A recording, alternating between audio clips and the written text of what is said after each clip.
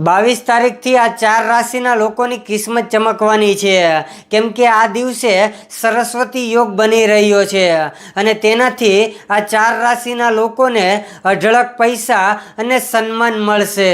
22 જૂને કર્ક રાશિમાં આ શુભ યોગ બની રહ્યો છે, જે 4 જુલાઈ સુધી રહેશે। તેનાથી આ 4 રાશિના જાતકોને શિક્ષણ, કરિયર, કળા અને વેપારના ક્ષેત્રમાં ખૂબ જ લાભ પ્રાપ્ત થશે અને જેની પણ કુંડળીમાં આ યોગનું નિર્માણ થાય છે તેને અપાર સફળતા મળે છે। જ્યારે કુંડળીમાં કેન્દ્ર કે ત્રિકોણ ભાવમાં ગુરુ, બુધ અને શુક્રની યુતિ હોય છે અને ગુરુ પોતાની ઉચ્ચ અથવા તો સ્વરાશિમાં મજબૂત સ્થિતિમાં હોય છે, ત્યારે આ સરસ્વતી યોગ બને છે। આ 4 રાશિ છે કર્ક રાશિ, મેષ રાશિ, મિથુન રાશિ અને મીન રાશિ।